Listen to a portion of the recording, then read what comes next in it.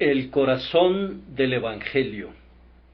Así que somos embajadores en nombre de Cristo, y como Dios os exhorta por medio nuestro, rogamos en nombre de Cristo, reconciliaos con Dios. Al que no conoció pecado, por nosotros Dios le hizo pecado. 2 Corintios 5, 20, 21. La redención es el corazón del Evangelio, y la esencia de la redención es el sacrificio sustitutivo de Cristo. Los que predican esta verdad, predican el Evangelio, aun si se equivocaran en alguna otra cosa, pero los que no predican la expiación, sin que importe lo que digan, no han podido captar el alma y la sustancia del mensaje divino. En estos días me siento impulsado a ir una y otra vez a las elementales verdades del Evangelio.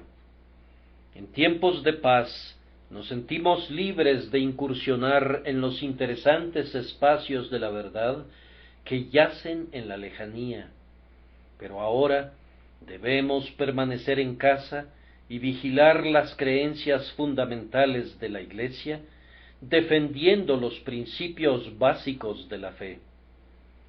En esta época se han levantado hombres en la propia Iglesia que hablan de cosas perversas.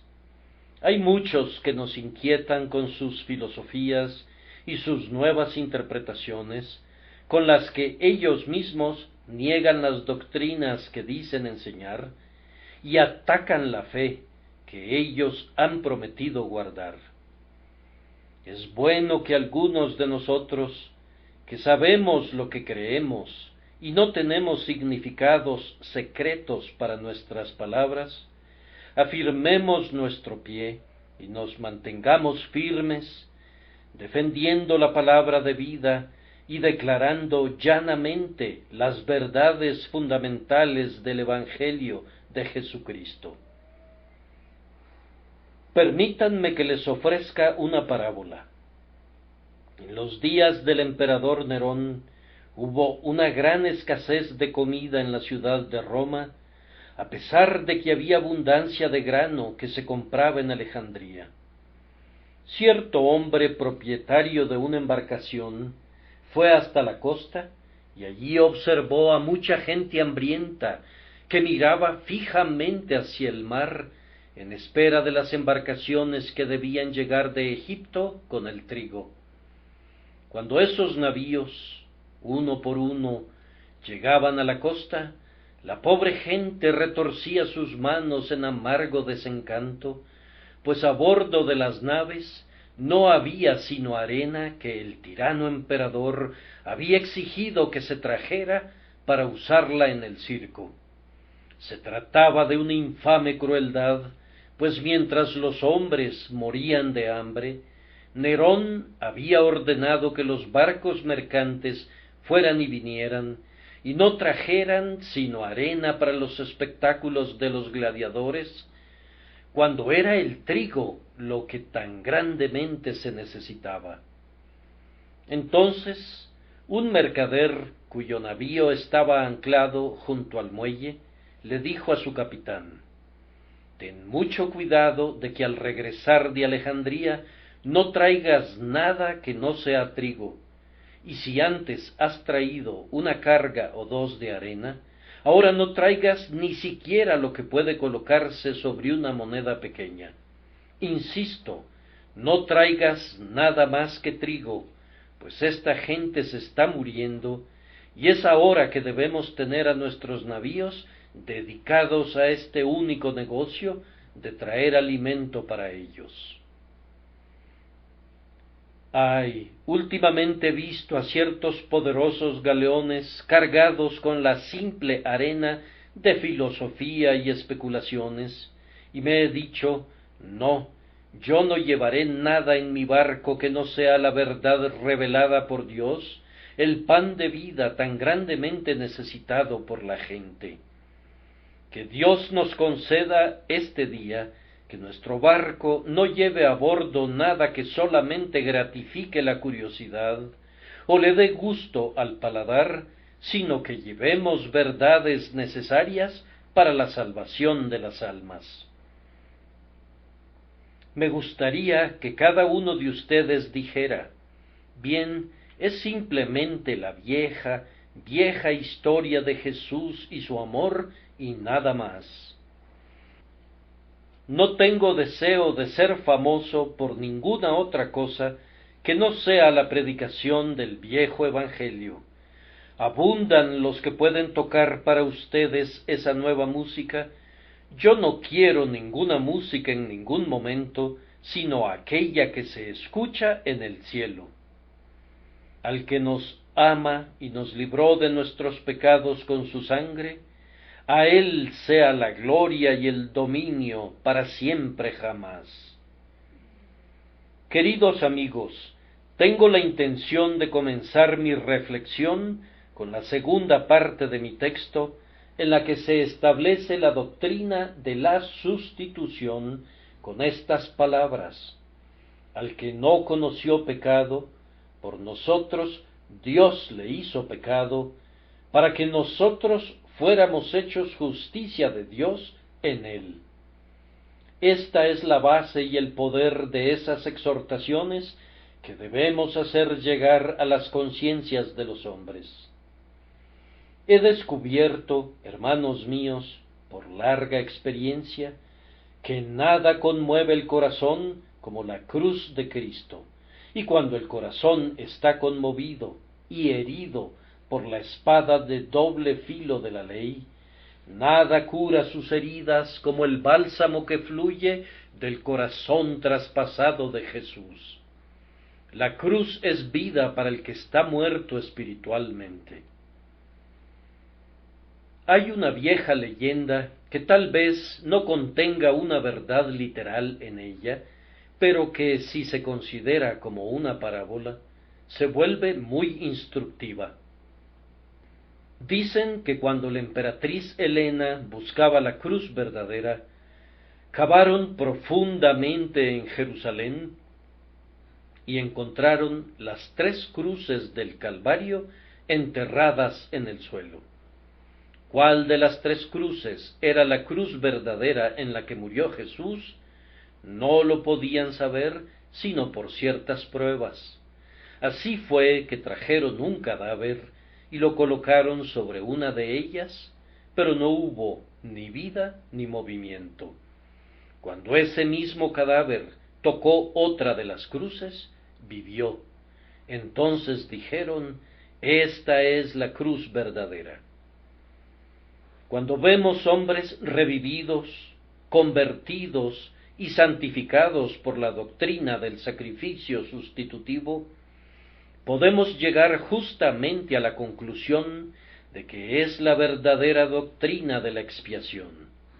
Yo no he conocido a hombres que puedan vivir en Dios y en la santidad, sino por la doctrina de la muerte de Cristo en sustitución del hombre.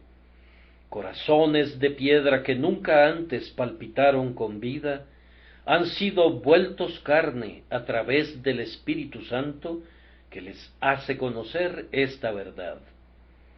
Una ternura sagrada ha visitado a los obstinados cuando han oído de Jesús crucificado por ellos. A aquellos que han estado a la oscura puerta del infierno, cubiertos por la capa que tiene los 7 matices de la muerte, aún a ellos les ha brillado una gran luz. El relato del gran amante de las almas de los hombres, que se entregó para su salvación, está todavía en la mano del Espíritu Santo, la más grande de las fuerzas en el ámbito de la mente. Así, pues, voy a explicar primero, ahora, la gran doctrina, y después, si Dios me ayuda, llegaremos al gran argumento que está contenido en el versículo 20, así que somos embajadores en nombre de Cristo, y como Dios os exhorta por medio nuestro, rogamos en nombre de Cristo, reconciliaos con Dios. Primero, con toda la brevedad posible, hablaré acerca de la gran doctrina. La gran doctrina, la más grande de todas, es esta: Dios, al ver a los hombres perdidos por causa de su pecado, ha tomado ese pecado y lo ha puesto sobre su Hijo unigénito, haciéndolo pecado por nosotros, a Él que no conoció ningún pecado, y como consecuencia de esta transferencia del pecado, el que cree en Cristo Jesús es hecho justo y recto, sí, es hecho justicia de Dios en Cristo. Cristo fue hecho pecado para que los pecadores fueran hechos justicia. Esa es la doctrina de la sustitución de nuestro Señor Jesucristo a favor de los hombres culpables. Ahora consideremos quién fue hecho pecado por nosotros. La descripción de nuestro gran fiador que damos aquí es sobre un solo punto y es más que suficiente para nosotros en nuestra presente meditación. Nuestro sustituto era sin mancha, inocente y puro. Al que no conoció pecado, por nosotros Dios le hizo pecado. Cristo Jesús, el Hijo de Dios, se encarnó y fue hecho carne, y habitó aquí entre los hombres. Pero aunque fue hecho en apariencia de carne pecadora, Él no conoció ningún pecado. Aunque el pecado le fue impuesto, no fue encontrado culpable. Él no podía ser un pecador. Él no tenía un conocimiento personal del pecado. A través de su vida entera nunca cometió una ofensa contra la gran ley de verdad y justicia. La ley estaba en su corazón, era su naturaleza ser santo. Él podía decirle a todo el mundo: ¿quién de vosotros me halla culpable de pecado? Aún el titubeante juez preguntó: pues, ¿qué mal ha hecho? Cuando toda Jerusalén fue presionada y sobornada para testificar en contra de él, no se pudo hallar ningún testigo. Fue necesario cambiar sus comentarios y torcer sus palabras antes de que sus encarnizados enemigos pudieran levantar un cargo en su contra. Su vida lo puso en contacto con ambas tablas de la ley, pero él no transgredió ni un solo mandamiento. Así como los judíos examinaban el cordero pascual antes de que lo sacrificaran, así los escribas y fariseos y los doctores de la ley y gobernantes y príncipes examinaron al Señor Jesús sin hallar ofensa en él, pues él era el Cordero de Dios sin mancha y sin contaminación.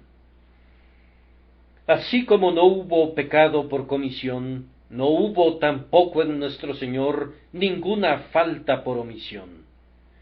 Probablemente, queridos hermanos, nosotros que somos creyentes, hemos sido capacitados por la gracia divina para escapar de la mayor parte de los pecados de comisión, pero yo, por mi parte, tengo que lamentarme diariamente por los pecados de omisión. Si tenemos gracias espirituales, no alcanzan el punto requerido de nosotros.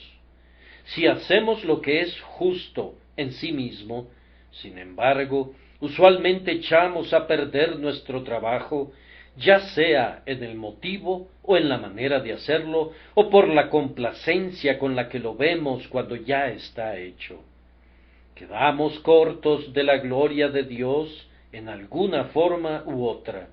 Olvidamos lo que debemos hacer o, haciéndolo, somos culpables de tibieza, de seguridad en nosotros mismos, de incredulidad o de algún otro terrible error. No fue así con nuestro divino Redentor. No puedes decir que hubiera algún rasgo deficiente en su belleza perfecta. Él era completo en su corazón, en sus propósitos, en su pensamiento, en su palabra, en sus hechos, en su espíritu. No podrías agregar nada a la vida de Cristo sin que fuera manifiestamente superfluo. Enfáticamente hablando, era un hombre completo, como decimos en estos días. Su vida es un círculo perfecto, un compendio total de virtud. Ninguna perla se ha caído de la cadena de plata de su carácter. Ninguna virtud ha ensombrecido ni disminuido al resto. Todas las perfecciones se combinan en perfecta armonía para formar en él una perfección sin par. Nuestro Señor tampoco cometió ningún pecado de pensamiento. Su mente nunca generó un deseo malvado. No hubo nunca en el corazón de nuestro bendito Señor una atracción hacia ningún placer malo, ni ningún deseo de escapar de alguno de los sufrimientos o de la vergüenza que estarían involucrados en su misión. Cuando dijo: Padre mío, de ser posible, pase de mí esta copa, él nunca buscó evitar la poción amarga a costa del trabajo perfecto de su vida. La expresión de ser significaba si es consistente con la completa obediencia al Padre y la realización del propósito divino. Observemos la debilidad de su naturaleza horrorizada y la santidad de su naturaleza que resuelve y conquista cuando agrega: pero no sea como yo quiero, sino como tú. Él tomó sobre sí el parecido de la carne pecadora, pero aunque esa carne a menudo le ocasionaba cansancio en su cuerpo, nunca produjo en él la debilidad del pecado. Él tomó sobre sí nuestras enfermedades, pero nunca exhibió una enfermedad que tuviera un mínimo de culpa censurable ligada a ella. Nunca salió una mala mirada de aquellos benditos ojos. Sus labios nunca dejaron caer una palabra irreflexiva, nunca fueron sus pies hacia camino malo, ni esas manos se movieron hacia un hecho pecaminoso, porque su corazón estaba lleno de santidad y amor. Tanto por dentro como por fuera, nuestro Señor fue intachable. Sus deseos fueron tan perfectos como sus acciones. Escudriñado por los ojos de la omnisciencia, ni una sombra de falta se pudo encontrar en él. Sí, no había tendencias en nuestro sustituto hacia el mal en ninguna forma. En nosotros siempre hay esas tendencias, porque la mancha del pecado original está sobre nosotros.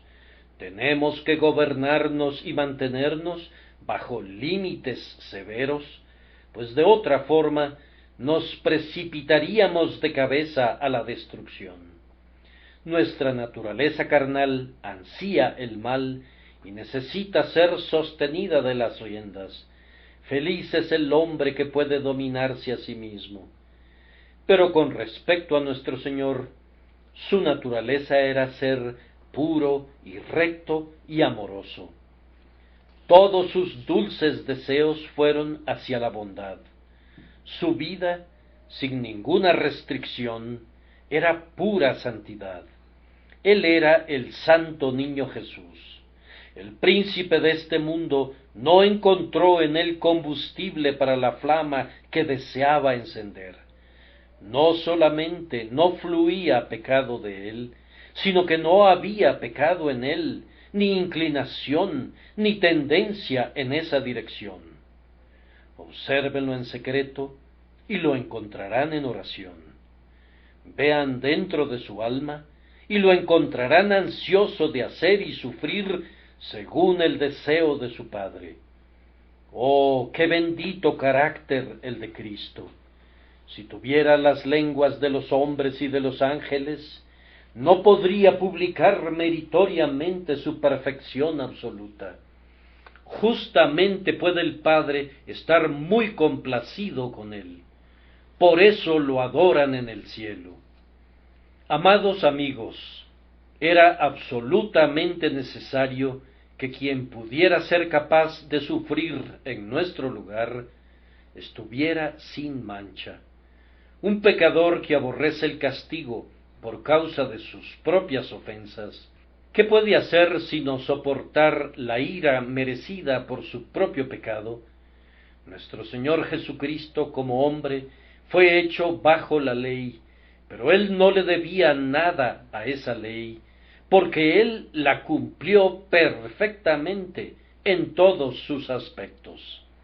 Él fue capaz de estar en el sitio y lugar que correspondía a los otros, porque no estaba bajo obligación propia.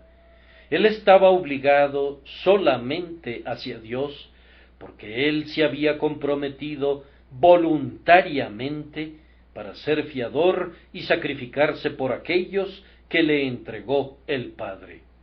Él no fue culpable de nada, de otra manera, no habría podido ser fiador de hombres culpables.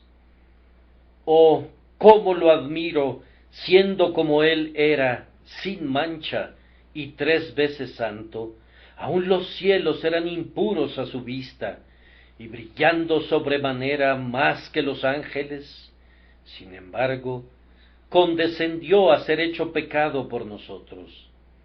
¿Cómo pudo soportar ser contado entre los transgresores y llevar el pecado de muchos? Tal vez no sea una desgracia para un hombre pecador vivir con pecadores, pero es una pesada tristeza para el demente pura vivir en compañía de infelices, abandonados y licenciosos. Qué abrumadora tristeza debe de haber sido para el puro y perfecto Cristo morar entre los hipócritas, los egoístas y los profanos. Y peor aún fue que él mismo tuviera que cargar con los pecados de esos hombres culpables. Su naturaleza sensitiva y delicada debe de haber evitado hasta la sombra de un pecado, y, sin embargo, lean las palabras y asómbrense. Al que no conoció pecado, por nosotros Dios le hizo pecado. Nuestro perfecto Señor y Maestro cargó con nuestros pecados en su propio cuerpo en la cruz. Él, ante quien el sol mismo palidece y el azul puro del cielo está manchado, fue hecho pecado. No necesito poner esto en finas palabras. El hecho es demasiado grande y no necesita ser engrandecido por el lenguaje humano. Dorar el oro refinado o engalanar al lirio sería absurdo, pero mucho más absurdo sería tratar de revestir con las flores del lenguaje las bellezas incomparables de la cruz. ¿Es suficiente decir en simples rimas? Oh, escuchen el grito penetrante. ¿Cuál puede ser su significado? Dios mío, oh, ¿por qué en tu ira me has desamparado? Oh, fue por nuestros pecados, puestos en él por Dios, el que jamás había pecado, por los pecadores, fue hecho pecado. Esto me lleva a la segunda parte del texto. ¿Qué fue hecho con él que no conocía pecado? Él fue hecho pecado. Es una maravillosa expresión. Entre más la ponderen, más se maravillarán por su singular fuerza. Sólo el Espíritu Santo podría originar un lenguaje así. Fue sabiduría del Divino Maestro el utilizar expresiones fuertes, porque, de otra manera, el pensamiento no hubiera penetrado en las mentes humanas. Aún hoy, a pesar del énfasis, de la claridad y de la definición del lenguaje usado aquí y en otras partes de la Escritura, se encuentran hombres lo suficientemente atrevidos como para negar que la sustitución se enseñe en la Escritura. Es inútil discutir con estos ingenios tan sutiles. Es claro que el lenguaje no tiene significado para ellos. Leer el capítulo 53 de Isaías y aceptar que está relacionado con el Mesías, para luego negar su sacrificio sustitutivo, es simplemente maldad. Sería vano razonar con tales seres, están tan ciegos que si fueran transportados hacia el sol, no podrían ver. En la Iglesia y fuera de ella hay una mortal animosidad hacia esta verdad. El pensamiento moderno labora para alejarse de lo que es obviamente el significado del Espíritu Santo. El pecado fue quitado de los culpables para ser colocado sobre el inocente. El Señor ha puesto sobre él la iniquidad de todos nosotros. Este es un lenguaje que no puede ser más simple, pero si se requiriera uno más simple, aquí está. Por nosotros Dios le hizo pecado. El Señor Dios puso sobre Jesús, quien voluntariamente lo aceptó, todo el peso del pecado humano. En lugar de que descansara sobre el pecador que lo cometió, lo hizo descansar sobre Cristo, que no lo cometió, y la justicia que Jesús obró fue puesta en la cuenta del culpable, que no la había realizado, de manera que el culpable es considerado como justo. Aquellos que por naturaleza son culpables son considerados como justos, mientras que él, que por su naturaleza no conoció ningún pecado, fue tratado como culpable. Creo haber leído en docenas de libros que una transferencia así es imposible, pero eso no ha tenido efecto sobre mi mente. No me importa si para los doctos incrédulos sea imposible o no. Para Dios es evidentemente posible porque Él lo ha hecho. Pero ellos dicen que es contrario a la razón. No me importa eso tampoco. Puede ser contrario a la razón para esos incrédulos, pero no es contrario a la mía. Y si yo debo ser guiado por la razón, prefiero seguir la mía. La expiación es un milagro, y los milagros deben ser bien aceptados por la fe, más que medidos por el cálculo. Un hecho es el mejor de los argumentos. Es un hecho que Dios ha colocado sobre Jesús la iniquidad de todos nosotros. La revelación de Dios prueba ese hecho, y nuestra fe desafía el cuestionamiento humano. Dios lo dice y yo lo creo, y en esa creencia encuentro vida y consuelo. ¿No la predicaré? Seguro que sí.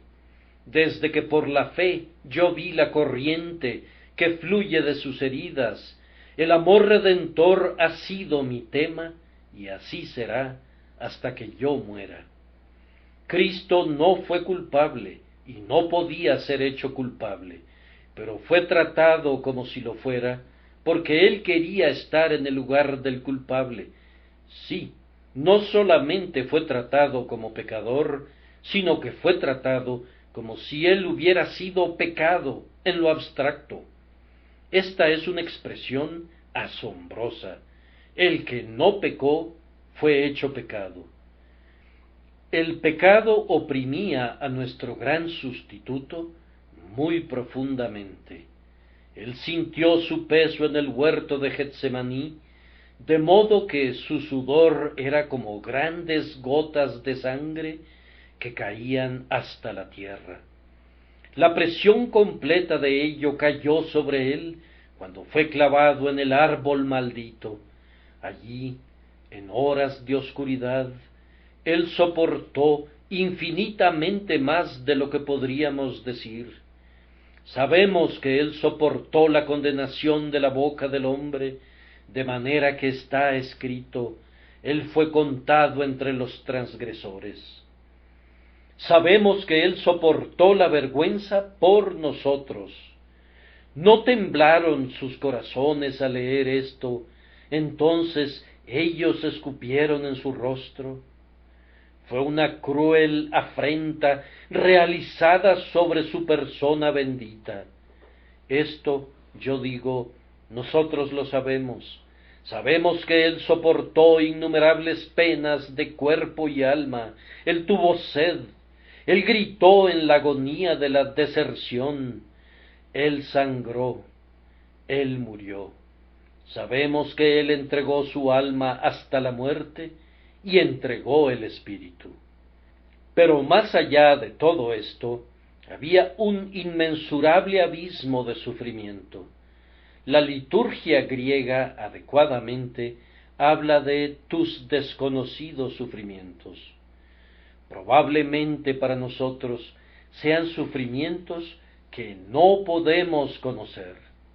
Él era Dios así como hombre, y la divinidad le proporcionó un omnipotente poder a su humanidad, de manera que estaba comprimida dentro de su alma y soportada por ella una cantidad de angustia que no podemos concebir. Ya no diré más. Es sabio poner un velo en lo que es imposible describir. Este texto a la vez oculta y descubre su dolor cuando dice, Dios le hizo pecado. Observen las palabras, perciban su significado si pueden. Los ángeles desean entenderlo. Observen este terrible cristal. Dejen que sus ojos busquen profundamente dentro de este ópalo, dentro de cuya enjollada profundidad hay flamas de fuego. El Señor hizo pecado a quien era perfectamente inocente por nosotros. Eso significa una mayor humillación, oscuridad, agonía y muerte de la que ustedes puedan concebir. Trajo un desgarramiento y casi una destrucción al tierno y gentil espíritu de nuestro Señor. Yo no digo que nuestro sustituto soportara un infierno, eso sería injustificable. Yo no diré que Él soportó el castigo exacto por el pecado o un equivalente de él, pero sí digo que lo que Él soportó le proporcionó a la justicia de Dios una reivindicación de su ley más clara y más efectiva de lo que hubiera sido la condenación de los pecadores por los que Él murió. La cruz es, bajo muchos aspectos, una más plena revelación de la ira de Dios contra el pecado humano que aun el Tofet y el humo del tormento que sube eternamente. Quien quisiera conocer el odio de Dios hacia el pecado, debe ver al unigénito sangrando en su cuerpo y sangrando en su alma hasta la muerte. Debe deletrear cada palabra de mi texto y leer su significado más íntimo. Así, hermanos míos, estoy avergonzado de la pobreza de mi explicación y por consiguiente solamente repetiré el pleno y sublime lenguaje del apóstol: por nosotros Dios le hizo pecado. Es más, que Él quiso quebrantarlo y le hirió. Es más, que Dios lo ha abandonado. Es más, que el castigo que nos trajo paz fue sobre Él. Es la más sugestiva de todas las descripciones. Por nosotros Dios le hizo pecado. Oh profundidad de terror y sin embargo cumbre de amor. Entonces sigo adelante para observar, en tercer lugar, ¿quién lo hizo? El texto dice, por nosotros Dios le hizo pecado. Dios mismo fue quien designó a su querido Hijo para que fuera hecho pecado por los hombres culpables. Los sabios nos dicen que esta sustitución no puede ser justa. ¿Quién los hizo jueces de lo que es justo y recto? Yo les pregunto si en verdad ellos creen que Jesús sufrió y murió. Si ellos creen que sí, ¿cómo explican el hecho? ¿Dicen que murió como un ejemplo? Entonces yo pregunto, ¿es justo que Dios permita que un ser sin pecado muera como un ejemplo? El hecho de la muerte de nuestro Señor es seguro y tiene que ser tomado en cuenta. La nuestra es la explicación más plena y más verdadera. En la designación del Señor Jesucristo para que fuera hecho pecado por nosotros, hubo, primero que nada, un despliegue de la soberanía divina. Dios hizo aquí lo que nadie sino Él podría haber hecho. No podría ser posible que todos nosotros juntos pudiéramos poner nuestros pecados sobre Cristo, pero fue posible para el gran juez de todos, que no da cuenta de sus actos, que determinara que así debía ser. Él es la fuente de la rectitud, y el ejercicio de su divina prerrogativa es siempre justicia incuestionable. Que el Señor Jesús, quien se ofreció como un fiador y sustituto voluntario, fuera aceptado como fiador y sustituto para el hombre culpable, se debió al poder del gran juez supremo. En su divina soberanía lo aceptó a él, y ante esa soberanía nos inclinamos. Si alguien lo cuestionara, nuestra única respuesta sería: antes que nada, oh hombre, ¿quién eres tú para que contradigas a Dios? La muerte de nuestro Señor también mostró la justicia divina. Le pareció bien a Él, como juez de todos, que el pecado no fuera perdonado sin el cobro del castigo que había tan justamente anticipado, o cualquier otra manifestación de justicia tal que pudiera reivindicar a la ley. Dicen que este no es el Dios de amor. Yo respondo, Él es el Dios de amor, primordialmente lo es. Si tuvieran en el estrado a un juez cuya naturaleza fuera pura bondad, le correspondería como juez ejecutar la justicia, pues de otra forma su bondad sería ridícula. Es más, su bondad para el criminal sería falta de bondad hacia toda la sociedad. No importa lo que pueda hacer personalmente el juez, él está oficialmente obligado a hacer justicia. Y el juez de toda la tierra no ha de hacer lo que es justo. Hablan de la paternidad de Dios. Elaboren lo que quieran sobre ese tema, aun hasta hacer de él una herejía. Pero, sin embargo, Dios es el gran gobernador moral del universo, y a Él le corresponde tratar el pecado de manera que se vea como un mal y una cosa amarga. Dios no puede disimular la maldad. Bendigo su santo nombre y lo adoro, porque no es injusto para ser caritativo, y no perdona al culpable para mostrar su bondad.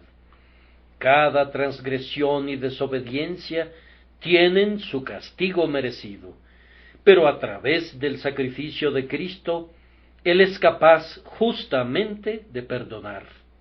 Bendigo su santo nombre, porque para reivindicar su justicia determinó que, aunque un perdón gratuito fuera proporcionado a los creyentes, tenía que estar fundado sobre una expiación que cumpliera todos los requisitos de la ley. Admiren también en el sacrificio sustitutivo la inmensa gracia de Dios. Nunca olviden que aquel a quien Dios hizo pecado por nosotros era su propio Hijo. Sí, y más aún, era en algún sentido su propio ser, porque Él es uno con el Padre. Ustedes no pueden confundir a las personas, pero no pueden dividir la sustancia de la bendita Trinidad en su unidad. No pueden de tal manera dividir al Hijo de Dios de su Padre, como para olvidar que Dios estaba en él, reconciliando al mundo consigo mismo. Es el otro ser del Padre quien en forma humana en la cruz sangra y muere. Luz de luz, Dios verdadero de Dios verdadero, fue esta luz la que se eclipsó, esa divinidad la que pudo comprar a la Iglesia con su propia sangre. Aquí hay amor infinito. Me dicen ustedes que Dios podría haber perdonado sin expiación. Yo respondo, un amor finito y falible podría haberlo hecho así, y de esa manera se habría herido a sí mismo al matar a la justicia. Pero el amor que requirió y proporcionó la expiación es ciertamente infinito. Dios mismo otorgó la expiación al darse libre y completamente a sí mismo en la persona de su Hijo para sufrir en consecuencia el pecado humano. Lo que quiero que vean es esto. Si alguna vez la mente de ustedes se perturbara acerca de lo correcto o apropiado de un sacrificio sustitutivo, pueden ustedes de inmediato resolver el problema si recuerdan que Dios mismo, al que no conoció pecado, por nosotros le hizo pecado. Si Dios lo hizo, está bien hecho. A mí no me preocupa defender un acto de Dios. Dejemos que el hombre que se atreva a acusar a su hacedor piense bien lo que hace. Si Dios mismo proporcionó el sacrificio, estén seguros de que Él lo aceptó. No puede hacerse ningún cuestionamiento acerca de ello, dado que Jehová lo hizo para castigar nuestras iniquidades en Él. Quien hizo que Cristo fuera hecho pecado por nosotros, sabía lo que hacía, y no nos corresponde a nosotros decir, ¿es esto correcto o no? El Dios 3 veces santo ha hecho esto, y debe ser correcto. Lo que satisface a Dios puede perfectamente satisfacernos a nosotros. Si Dios se complace con el sacrificio de Cristo, ¿no debemos nosotros estar más que complacidos? ¿No debemos sentirnos deleitados, encantados, en el paraíso por haber sido salvados por un sacrificio tal que Dios mismo designa, proporciona y acepta? Por nosotros le hizo pecado. El último punto es, ¿qué nos ocurre a nosotros a consecuencia de eso? Para que nosotros fuéramos hechos justicia de Dios en Él. Oh, este es un texto de peso. Ningún hombre lo puede agotar. No ha habido ningún teólogo, aun en los mejores tiempos de la teología, que pudiera haber llegado al fondo de esta afirmación. Cada hombre que cree en Jesús es hecho justo delante de Dios, debido a que Cristo ha cargado con su pecado. Somos justos por la fe en Cristo Jesús, justificados por la fe. Más que esto, no sólo se nos da el carácter de justos, sino que somos convertidos en la sustancia llamada justicia. No puedo explicar esto, pero no es un asunto pequeño. No significa una cosa poco considerable cuando se nos dice hechos justicia. Es más, no sólo somos hechos justicia, sino que somos hechos justicia de Dios. Aquí hay un gran misterio. La justicia que tenía Adán en el jardín era perfecta, pero era la justicia del hombre. La nuestra es la justicia de Dios. La justicia humana falló, pero el creyente tiene una justicia divina que nunca puede fallar. No sólo la tiene, sino que Él es la justicia.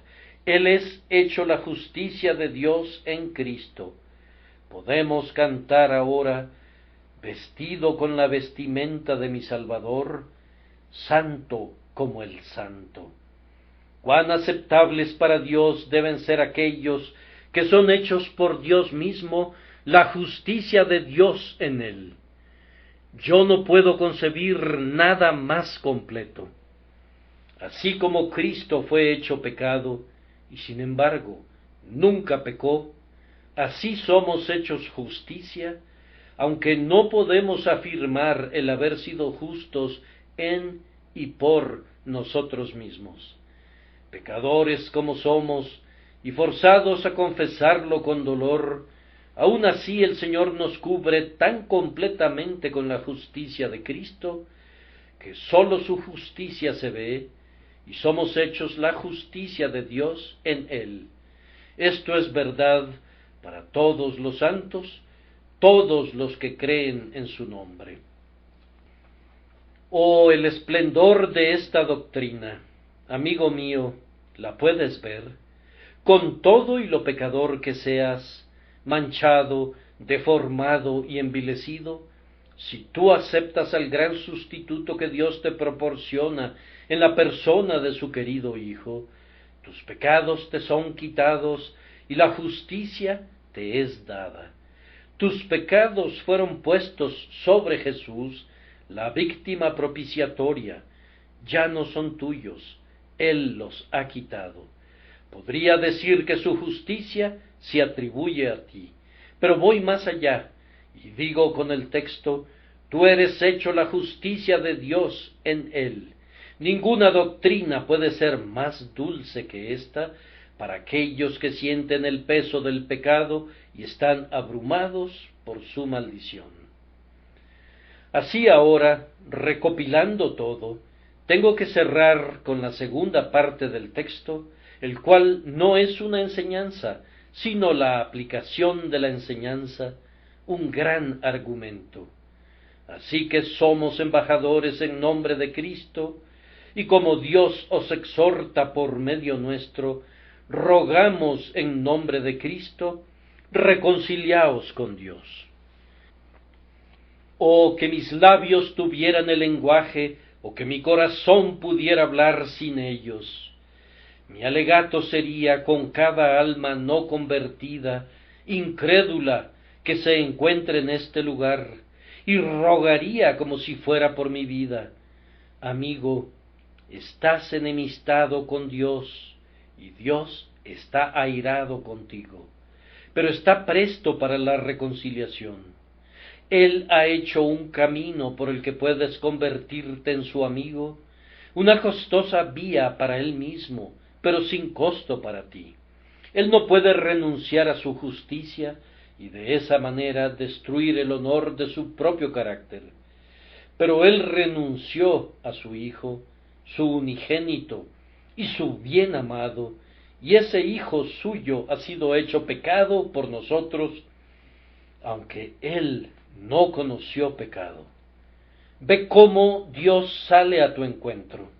Observa cuán deseoso, cuán ansioso está de que haya reconciliación entre Él mismo y los hombres culpables. Oh señores, si no son salvos, no es porque Dios no pueda o no quiera salvarlos, es porque ustedes rehúsan aceptar su misericordia en Cristo. Si hay alguna diferencia hoy entre ustedes y Dios, no es por falta de bondad de su parte, es por falta de buena voluntad de ustedes. El peso de la ruina debe estar en las propias puertas de ustedes, la sangre de ustedes en sus vestidos. Ahora observen lo que tenemos que decirles hoy. Estamos ansiosos de que estén en paz con Dios, y por consiguiente actuamos como embajadores de Cristo. No voy a enfatizar en el oficio de embajador como algo honorable o de autoridad, porque no siento que esto tenga peso ante ustedes, pero enfatizaré con todo mi esfuerzo sobre la paz que nosotros les traeríamos a ustedes. Dios me ha reconciliado con Él mismo, y qué no daría porque ustedes también se reconciliaran. Antes no lo conocía, ni me preocupaba por Él. Vivía bastante bien sin Él, y me divertía con tonterías como para olvidarlo, pero me atrajo para que buscara su rostro, y buscando su rostro lo encontré. Él ha borrado mis pecados y removido mi enemistad. Yo sé que soy su siervo, y que Él es mi amigo, mi Padre, mi todo, y ahora no puedo dejar de intentar, a mi pobre manera, ser un embajador suyo ante ustedes. No me gusta que alguno de ustedes pueda vivir enemistado con mi Padre que lo hizo, y que ustedes puedan provocarlo sin motivo, prefiriendo el mal al bien. ¿Por qué no estar en paz con quien tanto quiere estar en paz con ustedes? ¿Por qué no amar al Dios de amor y deleitarse en Él que es tan bondadoso con ustedes? Lo que ha hecho Él por mí, también está completamente deseoso de hacerlo por ustedes. Él es un Dios que está listo para el perdón.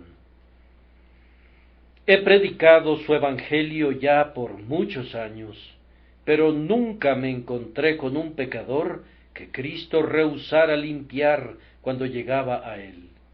Nunca supe de un solo caso de un hombre que confiara en Jesús y pidiera su perdón, confesando y abandonando su pecado, que fuera rechazado. Yo digo que nunca conocí a ningún hombre a quien Jesús rechazara, ni nunca lo haré. He hablado con rameras a las que Él ha llevado a la pureza, y con borrachos a quienes Él ha librado de su mal hábito, y con hombres culpables de atroces pecados que han llegado a ser puros y castos por medio de la gracia de nuestro Señor Jesús. Ellos siempre me han contado la misma historia. Busqué al Señor y me escuchó. Me ha lavado con su sangre y estoy más blanco que la nieve. ¿Por qué no pueden ustedes ser salvos igual que ellos? Querido amigo, tal vez tú nunca has pensado en este asunto, y esta mañana no viniste aquí con ninguna idea de pensar en ello. Pero, ¿por qué no podrías comenzar? Viniste solo a escuchar a un predicador muy conocido. Te pido que te olvides del predicador y pienses solamente en ti mismo, en tu Dios y tu Salvador. No está bien que vivas sin un pensamiento para tu Hacedor. Olvidarlo es despreciarlo. No está bien que rechaces la gran expiación. La rechazas si tú no la aceptas de inmediato. No está bien que tú te pongas contra tu Dios y tú permaneces en contra de Él si no te reconcilias con Él. Por eso, humildemente hago el papel de embajador de Cristo y te imploro que creas en Él y vivas. Observen que el texto dice: somos embajadores en nombre de Cristo, y como Dios os exhorta por medio nuestro. Este pensamiento me asombra. Cuando vine esta mañana, sentí como si pudiera ocultar mi cabeza entre mis manos y llorar cuando pensé en Dios suplicándole a alguien. Él habla y eso se hace. Miríadas de ángeles se sienten felices de volar a su mandato, y sin embargo, el hombre ha llegado a ser tan enemigo de Dios que no quiere ser reconciliado con Él. A Dios le gustaría serlo su amigo y derrama la sangre de su querido Hijo para cimentar esa amistad, pero el hombre no la quiere. Vean al gran Dios exhortando a su criatura obstinada, a su insensata criatura. En esto siento una compasión reverente por Dios. ¿Debe él exhortar a un rebelde para que quiera ser perdonado? ¿Oyen ustedes eso? ¿Los ángeles oyen eso? Él, que es Rey de Reyes, oculta su soberanía y se inclina para exhortar a su criatura a reconciliarse con él. No me maravilla que algunos de mis hermanos retrocedan ante tal idea y no puedan creerlo. Parece que no glorifica al Dios glorioso.